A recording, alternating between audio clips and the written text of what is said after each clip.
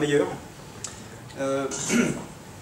Ce que j'ai pu voir dans les blogs, dans les tweets ou même dans les discussions, c'est de manière assez récurrente, c'est Scrum par rapport à Kanban ou l'un contre l'autre.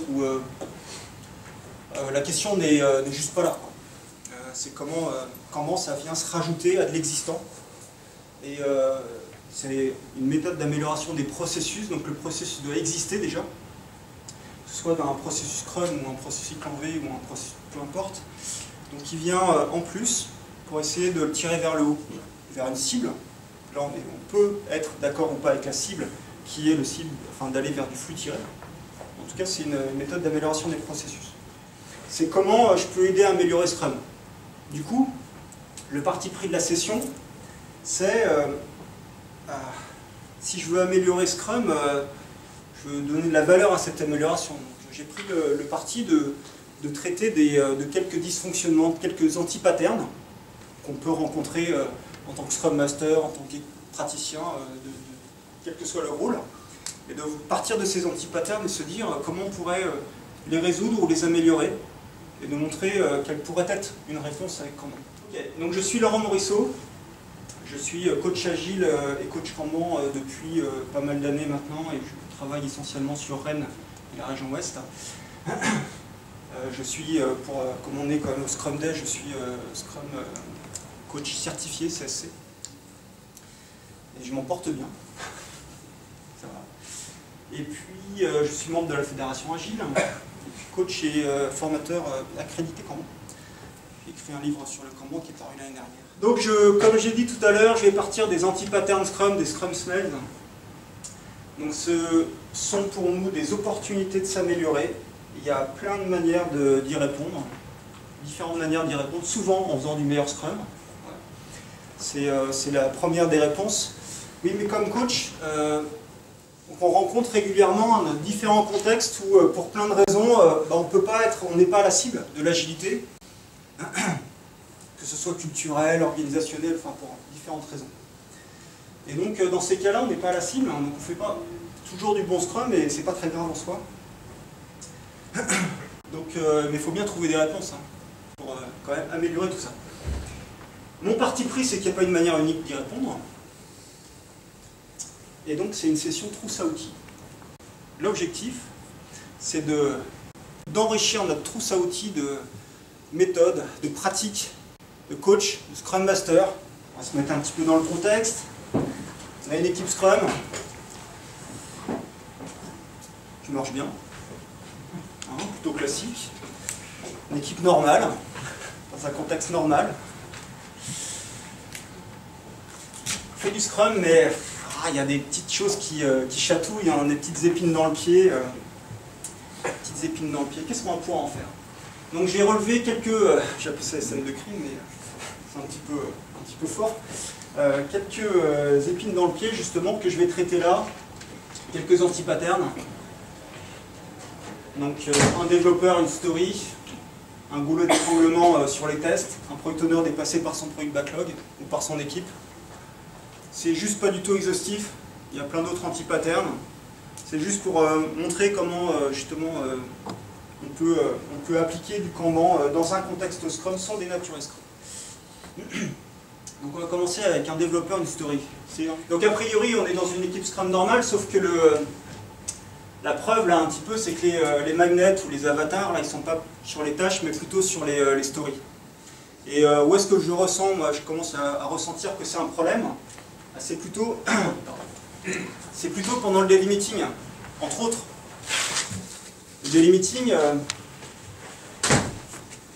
c'est un moment privilégié pour que l'équipe se resynchronise, donc par rapport à son engagement de début de sprint, par rapport à là où on en est, tous les problèmes que l'on rencontre, et du coup par rapport à ça, comment on s'organise au mieux aujourd'hui pour essayer de remplir notre engagement. Et le problème c'est si chacun travaille sur sa story, ce daily meeting, qu'est-ce qu'on se dit? Chacun raconte son histoire et les autres s'en moquent, ça les intéresse pas. Donc c'est plutôt du mode reporting, chacun raconte, et puis ça avance, etc. Mais au final, on n'a pas d'opportunité réelle de revoir comment on va travailler ensemble dans la journée. c'est pas du tout ce qu'on attend d'une équipe autorisée qui plutôt un ensemble d'individualités qui va travailler chacun séparément, qui fait du reporting collectif. Ok, donc ça c'est le premier signal que c'est un anti-pattern. Ça n'empêche pas de faire bien les sprints, d'y arriver, quoi. C'est pas. D'ailleurs, le burn-on est souvent bon. Le reste à faire, il décroît bien. On suit le plan du sprint, pas le plan de la release, on est quand même agile. On suit le plan, tout va bien. Par contre, au niveau du burn-up, le burn-down, c'est plutôt le reste à faire au niveau des tâches. Je simplifie parce qu'on pourrait mélanger un petit peu tout ça. Et puis le burn-up, c'est plutôt les stories qui sont finies. Donc les points gagnés, c'est la vélocité temps réel. C'est nul comme terme. Au moins, pour moi, c'est celui qui fait foi pour le product owner, puisque ici, là, ce que j'ai à démontrer, c'est ça. Voilà. Donc je peux très bien avancer en reste à faire, mais en termes de burn-up, c'est pas bon. Et ça s'explique, c'est mécanique. Comme on est, par exemple, 5 développeurs à travailler sur 5 stories, pendant quelques jours, il ne se passe rien. Et à un moment donné, on va délivrer nos stories. Mais plutôt par grande marche. Ok. Ah ouais, mais du coup, moi je suis au milieu du sprint, là je suis product owner. Quand même un bel écart par rapport à mon burn-up idéal. Donc qu'est-ce que j'aurai à la démo? Il y a un risque. Il y a un risque à la démo. Voire même quelquefois le risque est avéré. C'est quoi votre solution pour répondre à... pour anticiper, pour réduire un petit peu ce risque-là? Du pairing. Du pairing. Ouais, déjà si on est à 2 à travailler sur une story, on espère qu'elle va sortir plus vite. Ok, donc la première idée, c'est commencer à travailler ensemble sur les stories. Donc, d'ouvrir moins de stories en même temps. Ok, donc pour moi, c'est un anti-pattern, travail individuel, donc une story par développeur. Il y en a d'autres qui ont même fait, vous l'avez dit, c'est des stories trop grosses, donc l'idée c'est de les découper plus petites, pas cette story dans un sprint, ce qui revient un peu près au même. Bien, donc ce qu'on a dit, c'est travailler ensemble. Ok. Ce qu'on peut proposer, l'approche Kanban pour améliorer, rendre visible ou améliorer un petit peu ça, elle va globalement pas toucher du tout à la structure de Scrum, un petit peu à la représentation visuelle. Déjà, ce qu'on va faire, c'est qu'on va structurer notre tableau plus franchement à 2 niveaux, entre les stories et les tâches. Mais ça, vous le faites peut-être déjà. Il y en a qui le font, d'autres qui ne le font pas. Donc déjà, le structurer de manière plus franche, avec la partie story, la partie tâche, et on revient sur les stories une fois que les tâches sont finies. Premier niveau. Mais bon, ça ne change rien. Alors manager, Scrum Master, peu importe le terme, c'est qu'on donne la permission, parce que ça c'est quelquefois le frein principal qui empêche les gens de travailler ensemble. Donc imaginons qu'on ait le droit déjà de travailler à plusieurs sur une story. Et à partir de là, donc, vous pouvez restructurer. L'idée d'après, c'est de mettre des limites. C'est une des réponses Kanban simples. C'est commencer à mettre des limites. Limiter le nombre de stories ouvertes en un instant donné, en Kanban. On est 5 développeurs, on met la limite de story en cours à 2. Forcément, au daily meeting, on va se poser la question comment on travaille ensemble. C'est immédiat, si on est discipliné sur ces limites. Donc on met une contrainte, et puis on voit ce qui se passe. Au début, on n'y arrive peut-être pas, mais à force de discuter, à force d'essayer, on va gagner en maturité sur comment travailler ensemble. Ça peut passer par le découpage des tâches, par plein de choses, par le pairing, par ce qu'on veut. Mais au moins, c'est un cadre à contrainte qui permet d'y aller. Donc première des idées, c'est la principale, mettre une limite sur les stories en cours, et éventuellement après des limites sur des tâches, mais ça c'est moins grave pour moi. Alors Kanban, j'ai pas introduit le Kanban exprès. Qui ne connaît pas déjà? Tout le monde a une idée. Bon. Très simplement, le Kanban, une des pratiques, il y en a plusieurs, mais une des pratiques, c'est de limiter le nombre d'éléments, le nombre de stories que j'ai en cours dans mon système, avec l'idée de réduire les délais, de limiter les stocks, les files d'attente, ce genre de choses. Ok, donc c'est un cadre à contrainte, et c'est une démarche d'amélioration continue sur les processus. Donc là, ce qu'on est en train de dire, c'est que je commence à mettre une contrainte pour qu'on s'améliore, mais on n'est pas discipliné sur la contrainte, donc on ne va pas s'améliorer. Il dit que ouais, on a toujours une bonne raison. Ouais, mais Scrum, c'est un cadre à contrainte. pas de la même nature que le Kanban, mais ça reste un cadre à contrainte. Je vous rappelle que Scrum, c'est une démarche empirique d'amélioration continue. Le cadre à contrainte, c'est bien time-boxé, 2 semaines, et incrémental. C'est-à-dire que si on a dit que c'était 2 semaines, c'est 2 semaines, et qu'en plus de ça, à la fin, on a quelque chose qui marche. Et quand on fait les premières conférences Scrum, quand on fait les formations, on dit « Ah oui, non mais, le truc là, c'est super, mais toujours des bonnes raisons pour ne pas y arriver, pour passer outre. » Ah oui, mais justement, le cadre à contrainte, il est là pour faire remonter les problèmes, du coup avoir les opportunités de les traiter. Là, c'est pareil. Le problème, c'est qu'on ne sait pas travailler ensemble, c'est qu'on n'écoute peut-être pas bien, c'est qu'on n'a peut-être pas envie de travailler ensemble, donc on les fait remonter. Ça va ou pas? Ouais. Ok. Donc, ce que je voulais dire par là, c'est que les limites, on les connaît dans Scrum. Hein. Des limites implicites, mais la vélocité, l'engagement sur la vélocité estimée, c'est ni plus ni moins qu'une limite sur ce qu'on va faire pendant le sprint, sauf que la limite, elle n'est pas sur le nombre, elle est sur l'effort. Mais le principe est juste le même, quoi. Donc la notion de limite dans Scrum, elle est déjà présente. Donc là, aller sur ces limites-là, c'est juste dans la continuité. Hein. Vous y croyez? Bon, l'idée de faire ça, c'est de se rapprocher de la courbe de burn-up idéale. D'éviter les grosses marches, de lisser plus la création de valeur pour aller vers le burn-up idéal. C'est-à-dire ça ne révolutionne rien, ça améliore un peu. Elle est bien là l'idée. Les concepts Kanban qu'on a derrière, c'est qu'on va structurer notre tableau par rapport ici à la granularité, donc des stories, qui elle apporte de la valeur aux utilisateurs, et puis on est un cran en dessous des tâches. Là on le structure plus franchement. L'autre idée, c'est de limiter le travail en cours. Le WIP, c'est le work in process, limiter le travail en cours. Lisser la création de valeur, c'est ce que je disais, donc c'est pour le burn-up. Contraindre le processus pour plus de collaboration. Bah, super, on va commencer à attaquer le plus dur, enfin, attaquer le plus dur, aller un cran plus loin. C'est la notion de boulet d'étranglement. Alors je vais prendre un cas académique, hein, peu importe, c'est juste un prétexte à discussion. Imaginez que là, dans ce paysage-là, on est au milieu de sprint. Le problème, c'est que les tests, passer les tests, là, dans ce contexte-là, c'est un peu long. Mais bon, ça ne nous empêche pas de travailler en avance de phase. Le terme, les managers aiment bien. Oui, ils aiment bien. Ils aiment bien parce que, ok, bah super, comme ça, toi, personnellement, tu vas être efficace aujourd'hui. Ouais, enfin, pour le projet, je suis moins sûr du truc, là. Donc, le sprint continue, on avance sur les stories, mais il reste des critères d'acceptation. Certains sont déjà passés, mais pas tous. Les preuves là, de la scène de crime, on a toujours un petit peu les mêmes burn-on, les mêmes burn-up là, mais ouais, tout va bien, si. Méthode Coué, si, tout va bien. Ouais, enfin, sauf les tests d'acceptation, on les a pas tous passés, et puis le risque, c'est qu'à la fin, on les ait pas passés. Enfin, certains, parce que justement, c'était long. Pas le temps de les passer tous, finalement.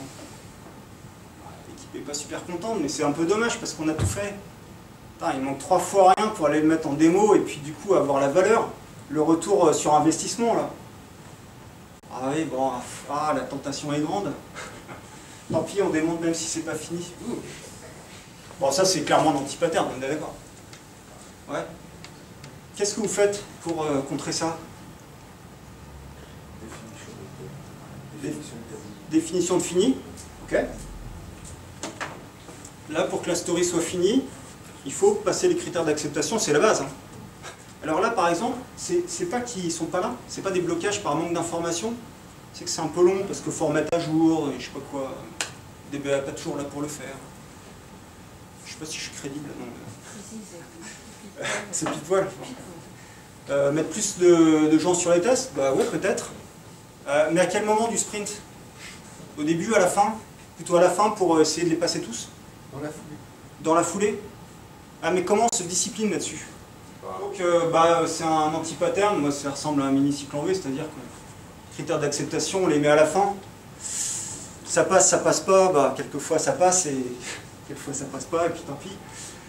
Story non fini démontré, voilà, tout ça, enfin, on est dans plein d'anti-patterns, pas de discipline sur la qualité, donc définition de donne, elle est bien explicitée, elle est même visuellement, elle est sur le tableau, mais bah oui, mais c'est quand même dommage d'avoir passé 3 jours et pas avoir de feedback, quoi.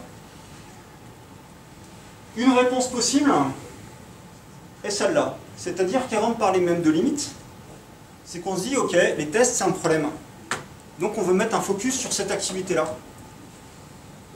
Le réflexe, au-delà du comment, c'est qu'on va le visualiser, le problème. C'est une activité sur laquelle on va faire un focus. Bon, bah super, on va le voir. On va rajouter une colonne test. Jusqu'à là, ça change encore une fois. Hein. C'est pas ça qui fait que les tests vont être plus rapides. Hein, mais, donc là, déjà, on va la visualiser. Première étape. Alors évidemment, l'étape d'après, c'est mettre des limites. C'est mettre une limite sur la colonne à tester. Limite de 2 par exemple. C'est pas ça qui change le problème le temps de réalisation des tests. Sauf que, qu'est-ce qui va se passer au début? On n'a pas de story à tester. On va commencer à remplir cette file, on va atteindre la limite. Si on est discipliné, on revient sur le problème de discipline, mais si on est discipliné, si ça ne sort pas ici, moi ça ne sert à rien que je continue à développer. Ma définition de donne, c'est critères d'acceptation passée. Bah oui, mais là je suis en train de ne pas les passer, quoi. Donc là je mets une limite qui me sert d'avertisseur. C'est-à-dire qu'au-delà de cette limite, on ne va plus être bon, on a un risque sur le sprint. Alors comment on définit cette limite? Bah, c'est à vous de voir, c'est expérimental, on va tâtonner un petit peu. Hein. Ok, ce qui fait que, on revient sur ton idée, c'est-à-dire que là j'ai un déclencheur pour me dire, là j'étais en train de développer, mais c'est peut-être pas le bon moment pour mettre de l'effort sur du développement, c'est peut-être le bon moment pour voir si je peux aider à passer des tests. C'est intéressant parce qu'avec 3 fois rien, on décentralise cette prise de décision, c'est l'équipe qui a toutes les clés pour justement prendre la décision localement, et donc de l'amener vers plus d'auto-organisation malgré des difficultés quotidiennes. Okay. Donc là, avec cette limite, au moins, je peux réagir et dire aujourd'hui, hein, c'est plutôt des tests que je vais faire. Effectivement, les équipes que j'accompagne à ce niveau de maturité prennent clairement ce genre de décision. Même un développeur qui n'est pas fan de test, il voit bien que là, il faut aller faire du test. À la limite, c'est pas très grave, hein, il y en a que pour quelques heures, et puis après, je reviendrai faire du dev, quoi. Ok, mais ça suffit pas, là, à tester, là. Il faudrait aussi éventuellement mettre une limite. Parce qu'on peut ouvrir plein de tests et pas les finir. Bien. Généralement, ce qu'on fait, c'est qu'on ne met pas de limites comme ça. Parce qu'il faut bien, bien tuner ces 2 limites. Généralement, on met plutôt une limite sur les 2 colonnes, qui est à la fois la file d'attente et l'activité. D'accord? Ça donne un petit peu de souplesse, et on voit le problème arriver. Et on peut quand même réagir. Mais c'est pas tout. Ce serait trop facile. Parce que là, c'est un goulot d'étranglement. On est d'accord? Les tests ne sont pas bloqués, ils sont juste pas en capacité d'encaisser en fait ce qu'il y a là. Qui connaît la théorie des contraintes? Parce que là, je vais te poser une question, c'est pas juste qui connaît. Hein, ok, que propose la théorie des contraintes pour travailler avec un goulot d'étranglement? On ne peut pas aller plus vite que la partie qui n'avance pas. Ok, d'où l'idée de la limite. Déjà, la théorie des contraintes nous dit si j'ai une contrainte, il faut que tout le monde travaille au rythme de cette contrainte parce que c'est elle qui donne la vitesse. Ok, donc on met une limite avant. Il faut améliorer, c'est celle-là qui devient le point de focus de l'équipe pour les améliorations. Ouais. On va effectivement améliorer cette partie-là. Typiquement, déjà la non-qualité ici, sur les tests c'est évident, mais la non-qualité est plus chère sur un goulot d'étranglement qu'en amont, en aval, je veux dire. Ouais, mais qu'elle dit de manière plus pointue la théorie des contraintes? Là, je vais chercher les experts, là. 1 heure perdue sur un goulet, c'est 1 heure perdue pour le système. Ouais, et la solution? Donc il faut la protéger. C'est mobiliser toutes les Voilà. sur les contraintes. Mobiliser, si on peut. Enfin, si elle est en capacité de faire des tests.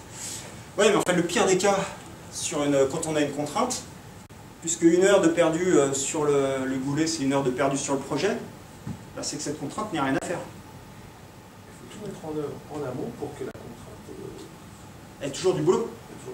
Et que, Il faut contraindre le système. voilà. Donc on va se donner une petite règle.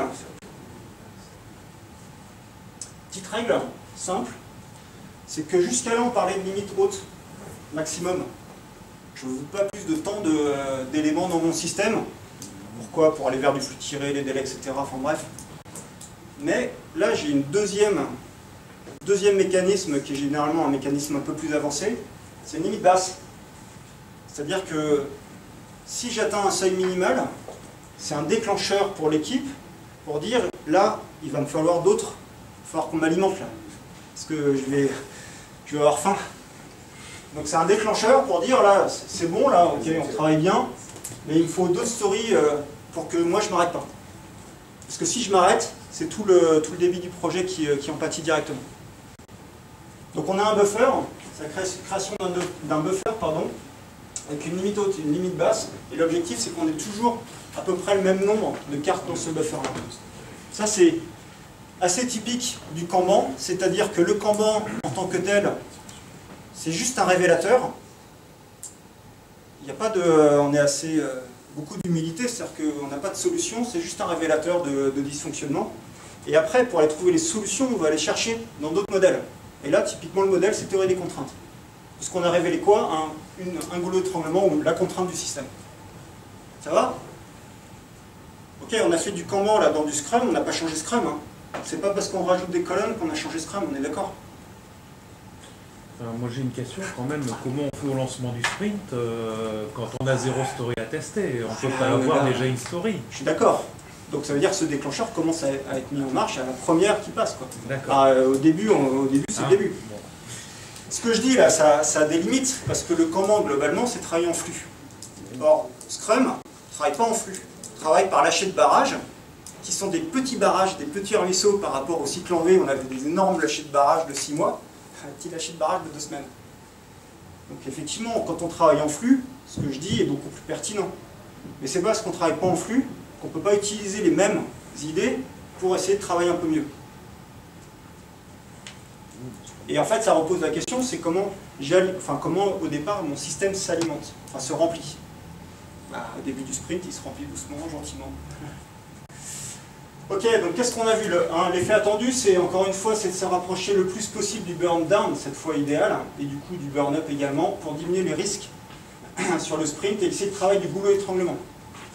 Pas qu'il y ait un à-coup à la fin. Donc les concepts du Kanban qui sont très importants, c'est voir le processus terrain.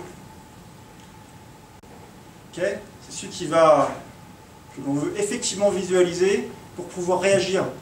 C'est pas le concept du Kanban, ça c'est le concept du management visuel. On veut voir les bonnes informations pour pouvoir réagir à ces informations. Sauf que là, l'information du point de vue du Kanban, c'est l'information sur le processus. Et là, en l'occurrence, c'est l'activité de test. Rendre visible les goulets d'étranglement, voilà, c'est assez facile avec la limite, on va vite le rendre visible. Limiter en amont de la contrainte d'abord, et ensuite protéger la contrainte par une limite basse. Et voir où mettre l'effort au bon endroit, au bon moment. Là, j'ai mis les tests, j'ai parlé d'activité, j'ai pas parlé de personne. J'ai pas dit qui va faire ça. C'est peut-être la même personne, sauf que globalement, on régule le système par rapport à cette problématique. D'accord? J'ai bien dit qu'on ne change pas globalement comment vous travaillez, on se met juste quelques garde-fous pour éviter des anti-patterns. On est d'accord, hein, mais c'est vrai, c'est quelque chose qui revient souvent, en passant de Scrum quand je parle du Kanban. Ça va dire, ok, les délais, réduire les délais, le risque c'est pas de faire de court-circuiter la qualité pour aller plus vite. C'est juste pas du tout notre réponse. Mais c'est comme c'est pas la réponse de Scrum. On passe de cycle long à cycle court. Les détracteurs de Scrum disent, ok, mais sur des cycles courts, on fait potentiellement de la non-qualité, parce que sur 15 jours, vous faites des tests, ouais, non. Là c'est pareil, c'est-à-dire que la non-qualité, c'est du quick win, mais c'est pas du tout, ça rend pas du tout pérenne notre démarche. La non-qualité ne rend pas pérenne Scrum. Économiquement parlant, si on fait de la date technique, les sprints de 15 jours, c'est bien, mais au bout de 6 mois, 1 an, on n'y arrivera plus, en tout cas beaucoup moins facilement. Travailler en flux sur des délais courts, la dette, elle va vite arriver. Et pour pouvoir travailler en flux sur des délais courts, ben, je vais me retourner à un moment donné, assez rapidement, vers des pratiques d'extreme programming. Pour faire du pair programming, pour travailler sur du code collectif, pour faire des tests automatisés. Tout ça, ça me permet d'avoir une approche pérenne de l'amélioration. Donc, je suis d'accord, c'est des dérives possibles, mais qu'on retrouve dès lors qu'on commence à contraindre un système. Et nous, ce n'est pas du tout notre message. Encore une fois, hein, ça c'est juste une idée de solution. Ce qui est important, ce n'est pas la solution, c'est l'idée qu'il y a derrière. Hein. C'est comment on arrive à mettre en place justement ces cadres qui permettent de s'autoréguler. Bon, on va passer au dernier. Parce que là, on en a donné un petit peu pour tout le monde, hein, aux développeurs, aux testeurs. On continue de distribuer là. Et là, on va s'attaquer. On vient vers le product owner à un moment donné, et puis il est partie prenante, hein, il fait partie de l'équipe. Donc on a fini notre sprint. Scrum Master dit ok, c'est l'heure du sprint plan meeting. C'est le rituel, hein, je crois qu'on parlait de rituel ce matin. Ouais. Rituel. Sprint plan meeting. Super. Voilà le travail. Vous voyez l'effet de travailler avec des délais longs. J'ai commencé à faire ma presse à Noël. J'étais inspiré à ce moment-là et j'aurais dû mettre des autres packs, mais... Ok, donc le product owner arrive avec son product backlog prêt. Le voilà. Bien travaillé, hein. Tellement bien travaillé, là, qu'il fait 200, 300, 800 Bravo. Qui dit mieux? Qui dit mieux à ma droite? Ok, 800. C'est juste ingérable. Un product backlog, c'est un outil de pilotage, hein, pour le product owner. Un outil de mûrissement aussi, mais entre autres, c'est un outil de pilotage de la release. Moi, je ne sais pas piloter 800 éléments dans un backlog. Hein. Si tous les 15 jours, je dois regarder, je dois piocher pour prioriser, replanifier tout ça, c'est juste pas la peine. Mais pour autant, on le rencontre. Alors, ok, donc c'est dur pour le product owner pour piloter, et ça lui demande également beaucoup de temps, d'investissement pour le créer. Pour aller à ce niveau de finesse et à cette volumétrie-là. C'est autant de temps qu'il n'a pas pour aller voir les utilisateurs, pour faire des ateliers métiers, pour être à côté de l'équipe, pour répondre à ces questions ou autres. Et à l'extrême inverse, product backlog, on flux très tendu. C'est-à-dire, en gros, j'arrive avec 3 fois rien de près, une poignée d'idées. Ah, il y en a? Ouais. Si on prend les deux, là, ça va être quasiment tout le monde. Hein. Mais il faut dire qu'on n'a pas aidé les product owners avec Scrum. On leur a dit quoi aux product owners? Tenez, paquet de cadeaux, c'est product backlog. Ok, bon, il y a le story mapping, ok, il y a l'impact mapping. Plus ça va, plus on enrichit la trousse à outils du product owner, mais globalement, on lui a dit voilà le product backlog, débrouillez-vous, quoi. On est d'accord? Et plus on avance, mieux on comprend le rôle du product owner, ses difficultés, puis plus on commence à l'armer pour faire face à ces difficultés-là. Hein, on est en train de gagner en maturité, hein, sur ce rôle-là. Et une des problématiques, là, c'est que... Donc ça, c'est un product owner qui vient un petit peu à l'ancienne et qui a fait son product backlog un peu comme les specs fonctionnels détaillés, en tout cas la même granularité, donc trop détaillé. Soit l'anti-pattern inverse, c'est-à-dire que les stories ne sont pas prêtes. Ça pose des problèmes d'ailleurs dans le sprint, hein, parce que du coup on demande à l'équipe de s'engager sur le périmètre, oui, mais elle n'a pas toutes les bonnes infos. Donc elle s'engage sous réserve que les infos pendant le sprint. Ouais, mais comme il n'est pas toujours... déjà, il n'est pas dispo pour travailler sur le backlog, donc ça m'étonnerait qu'il soit dispo pour accompagner l'équipe. Donc au final, on ne tient pas forcément notre engagement, donc ça met en difficulté l'équipe. Mais également, c'est assez révélateur qu'on fait du Scrum à la petite semaine. On pilote sprint après sprint, on court après derrière son équipe, mais il n'y a pas de pilotage de version. C'est pas forcément positif, je dirais, pour l'agilité. Parce qu'il faut quand même avoir une vision, piloter, savoir où on va, garder le cap surtout. Hein, on ne dit pas de s'engager sur le détail jusqu'au bout, mais garder un cap. Ok, la problématique que je vois par rapport à ça, c'est qu'on n'aide pas le product owner à mettre l'effort au bon endroit, au bon moment. C'est-à-dire que soit il est en retard, soit il est en avance. Mais comment doser son effort? Pourquoi? Parce que, on le dit bien, hein, C'est l'équipe qui donne le rythme. C'est elle qui donne le ton. La vélocité n'est pas un outil de management, c'est sur tous les slides de formation Scrum. Hein, j'espère en tout cas. Ouais. C'est pas un outil de management, on va pas dire à l'équipe vous faites 25 points, bah non, il faut faire 30 la prochaine fois. Moi si on me dit ça, pas de souci. Hein. Planning poker d'après, on les aura les 30. Hein. Ça aura changé, mais on les aura. Ok, donc ce qu'on dit bien là, c'est que globalement on a un processus qui travaille au rythme de l'équipe. Scrum. On a parlé de théorie des contraintes tout à l'heure. Hein. D'un point de vue de théorie des contraintes, Scrum est un processus à contrainte où la contrainte est sur l'équipe. Ça donne un éclairage, c'est une parenthèse, ça donne un éclairage au rôle de Scrum Master, qui est justement de garder la contrainte sur l'équipe. Si la contrainte ne reste pas sur l'équipe, on a des dysfonctionnements. Par exemple, Product Owner qui devient un goulot étranglement. Il est dépassé, c'est un goulot étranglement. Alors c'est très bien que Scrum ça ne marche pas bien dans ce cas-là. Bah oui, parce que par conception, on veut qu'il soit sur l'équipe justement. Donc la difficulté, c'est que Product Owner, si la contrainte doit être sur l'équipe Scrum, ça veut dire que le Product Owner travaille en flux tiré par la capacité de l'équipe. Donc il faut, pour l'aider, qu'il ait un outil pour travailler en flux tiré. Flux, story. Or ici, il a un product backlog, qui est un outil plat. Ok, il y a des étapes, il y a des choses, c'est un outil qui est plat. Pour autant, le product backlog, c'est un outil de mûrissement. J'ai dit que c'est un outil de pilotage pour la release, mais c'est aussi un outil de mûrissement des besoins. On a un besoin qui comment dire, on a une idée, ensuite on va la travailler, on va l'accepter, on va prioriser, l'estimer, etc., etc. Donc c'est bien un processus. Ouais. Donc si c'est un processus, on peut le voir, on peut le visualiser déjà. Donc on peut prendre notre product backlog et le mettre au mur comme ça, au mur ou dans un outil, peu importe, avec différents états. Story proposée, le bac à sable, story acceptée, story estimée, story prête. Et après on déroule. Hein. Après c'est tapis rouge pour le Kanban là. Si j'ai un processus, je vais mettre des limites. Ok, j'ai une limite story prête, story estimée, etc.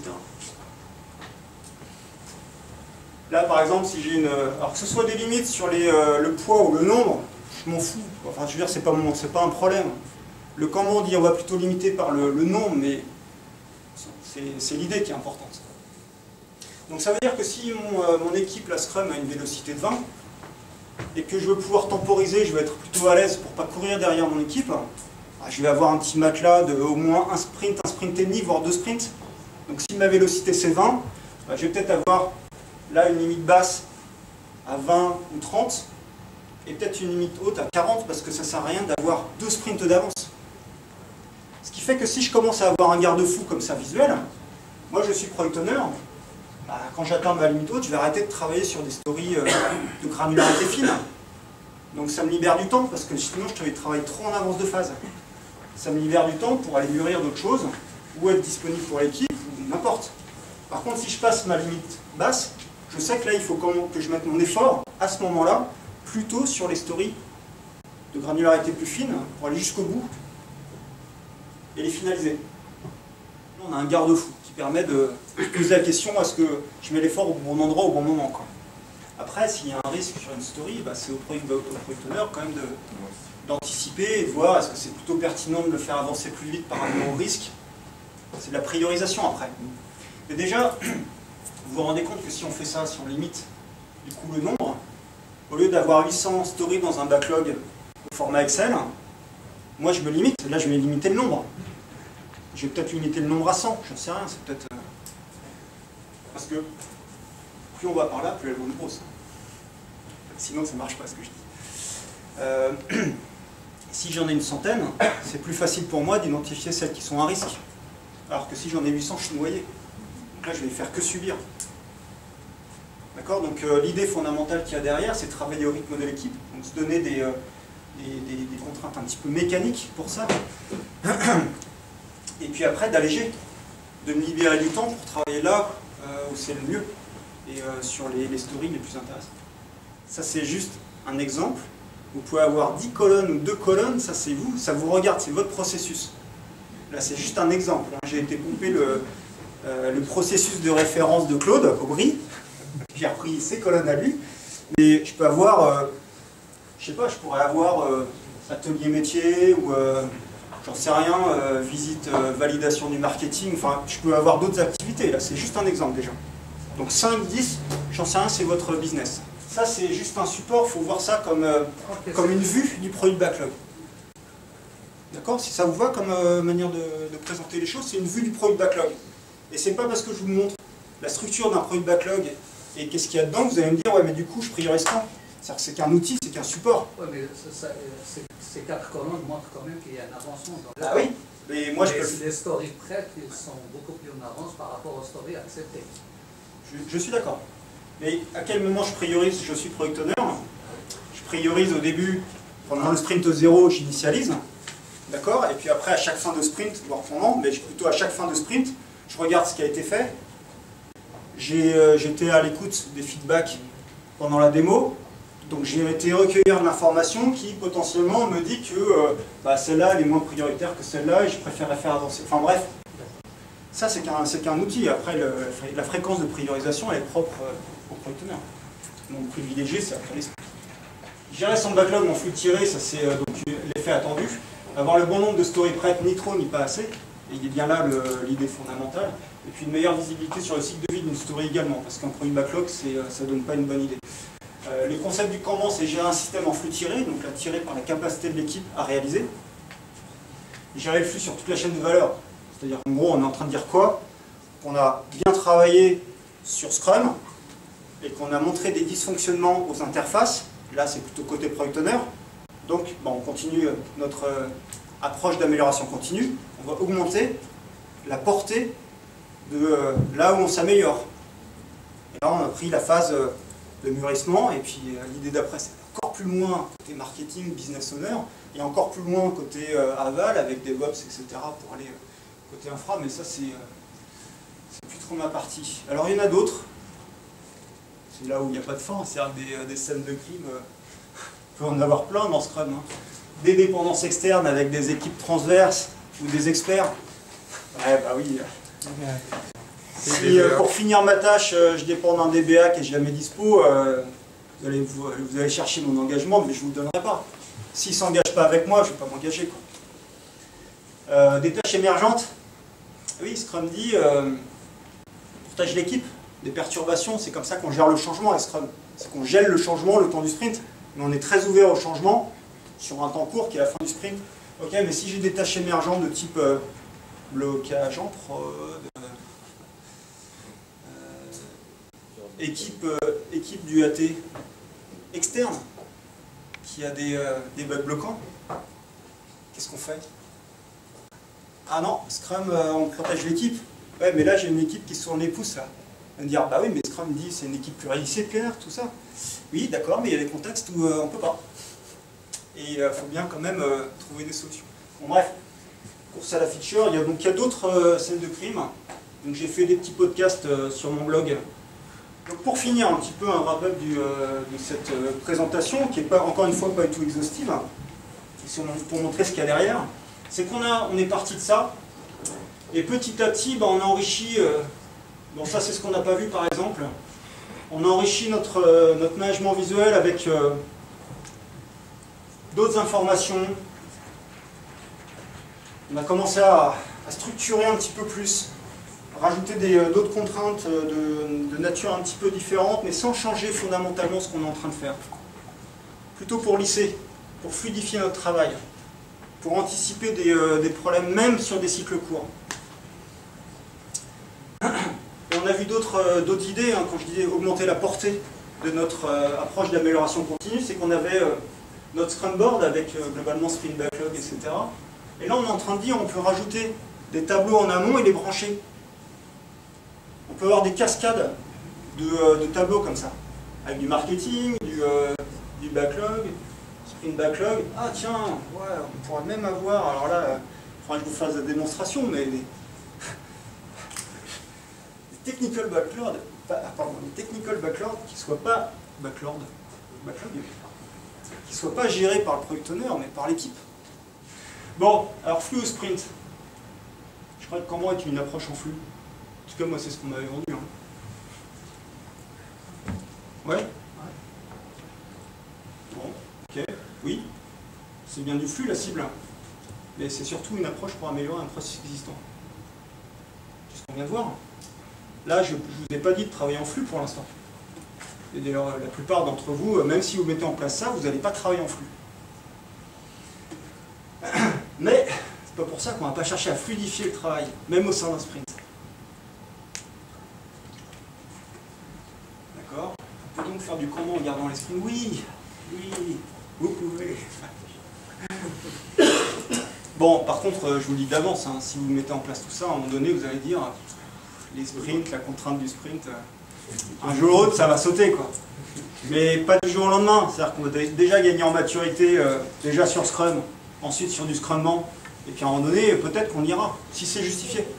Alors, déjà, là je fais une réponse Scrum, c'est-à-dire qu'on peut se passer des story points, les points de complexité servent à deux choses, à se parler, à se comprendre, déjà, enfin faire une partie de conception entre le métier et l'équipe de réal. Cet aspect-là, même si on ne fait pas d'estimation, il faudra le garder. Après, ça sert à quoi? Ça sert à piloter des versions. Oui, mais pour l'équipe, il faut qu'ils s'engagent sur le sprint, oui. Mais essentiellement, les points de complexité, les points d'effort, peu importe comment on les appelle, ça sert à piloter des versions. Ça veut dire quoi? Si vous avez une équipe qui n'est pas pérenne, c'est au bout de... à la fin de la version, elle est éclatée, et que la version, c'est 3-4 sprints, on n'a pas le temps de mettre en place un pilotage de la version. Donc là, on n'a pas besoin d'estimation en points. Par contre, on a besoin, c'est toujours nécessaire de se parler, de se mettre d'accord, d'échanger, de faire de la conception ensemble, etc. Là, ce qu'on est en train de dire, c'est que oui, au bout d'un moment, quand c'est assez fluide, quand c'est assez maîtrisé, on n'a plus besoin de faire ces estimations, on va compter le nombre. Et là, il faudra que je vous fasse une autre démonstration, déjà sur les tâches, mais après sur les stories. Non, même sans ça, en fait, la question dans le Kanban, c'est de travailler à la bonne granularité. Dès qu'on est à la bonne granularité, moi, après que la story fasse 3 jours ou 4 jours, c'est pareil pour moi. C'est pas pareil pour le coût, pas pareil pour l'occupation des gens, mais en termes de flux, c'est pareil. Toute la question, c'est est-ce qu'on est à la bonne granularité et qu'on est relativement homogène dans cette granularité. Pas dire que toutes sont pareilles. Donc, oui, on peut se passer des points de complexité dès lors que le product owner et l'équipe ont la maturité, ont l'expérience pour justement découper à la bonne granularité qui marche. Mais c'est pas toujours évident. Ok, bon. Après, on peut aller vers du flux. Donc ça, c'est un parti pris. Qu'est-ce que nous apporte Scrumban? Scrumban, c'est faire du Kanban dans un contexte Scrum, sans dénaturer Scrum. Faire du meilleur Scrum, bah ouais. Quand on a des dysfonctionnements, travail plus fluide, moins variable, contrainte pour voir et réagir, pour que l'équipe puisse réagir. Anticiper les problèmes à court terme, problèmes à plus long terme, ça c'est une autre partie. Et puis plus de responsabilité à l'équipe. C'est-à-dire que si en plus on a ces garde-fous-là, on est encore plus à l'aise à s'auto-organiser et puis à réagir entre nous. Ok? La démarche Scrumban, donc ça c'est là où je me fais plaisir, c'est-à-dire que je rappelle que Scrum est un cadre à contrainte, c'est pas une méthode sur étagère, même si elle se formalise de plus en plus, c'est une démarche qui est empirique dans un cadre à contrainte. C'est pas parce qu'on fait pas de planning poker qu'on fait pas de Scrum, qu'on n'est pas agile. Donc il y a un point de départ, et après on évolue. Si votre équipe ou si vous-même vous faites le même Scrum qu'il y a un an, c'est pas un bon signal. C'est-à-dire que vous appliquez Scrum, ok, mais vous n'êtes pas dans une démarche d'inspection et d'adaptation. Inspection, adaptation, c'est-à-dire que je m'adapte, je ne suis pas le plan tracé par Scrum. Donc point de départ et j'évolue. Et j'évolue, ce que j'ai dit tout à l'heure, c'est des contraintes qui me permettent de faire remonter des problèmes, remonter des dysfonctionnements, ou des questions qui vont générer des discussions et trouver des axes d'amélioration. Ok, à un moment donné, on arrive dans notre zone de confort de Scrum. C'est-à-dire là où l'équipe est en maîtrise. Où on rentre un petit peu dans la routine. Où on commence à se poser la question, les rétrospectives c'est un peu long. Si on n'en faisait qu'une fois sur deux. Ou si au lieu de passer 1 heure, on passe une demi-heure. Enfin, c'est pas des bons signaux ça, moi je suis pas du tout pour. Hein. Mais par contre, c'est qu'on arrive à ce plateau de maîtrise, qu'on commence à être dans la zone de confort. Voilà, notre rôle de Scrum Master, c'est relancer cette dynamique d'amélioration continue, donc sortir de sa zone de confort. Donc Scrum, il y a des outils, la définition de fini, la définition de prêt sont des outils parce qu'elles doivent être évolutives, ces définitions. Ce sont des outils pour relancer cette réflexion d'amélioration. Ce n'est pas les seuls. Réduire les sprints aussi, c'en est, à une plus grande échelle. Mais là, on voit qu'il y en a d'autres, avec limiter le travail, faire le focus sur certaines activités et autres. On a d'autres outils simples à mettre en œuvre, avec des patterns comment, et où est-ce que ça vous nous emmenez, où vous emmenez, j'en sais rien. Du flux tiré, pas de flux tiré, ça je sais pas. Et puis, pour finir, et ça sera un petit peu le mot de la fin, Chouari, vous connaissez? Tous, presque tous. Pour voir où on en est dans l'apprentissage de nos méthodes, on commence par suivre les pratiques de manière un petit peu dogmatique, pour secouer, pour voir justement les problèmes. Après, on casse les règles. C'est l'élève qui se rebelle. Ça nous permet derrière de transcender les méthodes. Ok. La vision, c'est que, enfin, mon parti pris aujourd'hui, c'est de se dire je suis Scrum, mais que pour casser les règles, je vais prendre d'autres contraintes, secouer un peu plus, un peu différemment, avec un autre point de vue. Et là, derrière, ça va être des pratiques Kanban. C'est une manière d'y arriver, il y en a d'autres. Il y en a d'autres, hein. Ce matin, j'ai vu sur les produits, il y a le Lean Startup, c'est pareil, même idée, on va secouer un peu plus, avoir d'autres visions. Sur la qualité, sur la performance, il y a le Lean, il y a plein de choses. Okay, ça, c'est juste un point de vue supplémentaire qui vient se rajouter à notre trousse à outils. Pourquoi? Parce qu'on n'a pas une seule méthode. La méthode, c'est pas une fin en soi. Ah, ce sera le mot de ma fin. C'est qu'on faut être pragmatique, on a un objectif, on pilote par la valeur dans Scrum. Quelle est notre valeur, quel est notre objectif, et maintenant on essaye d'y arriver. Ça va? On a envie d'y aller. C'est pas mal. Pas mal. Super. Merci.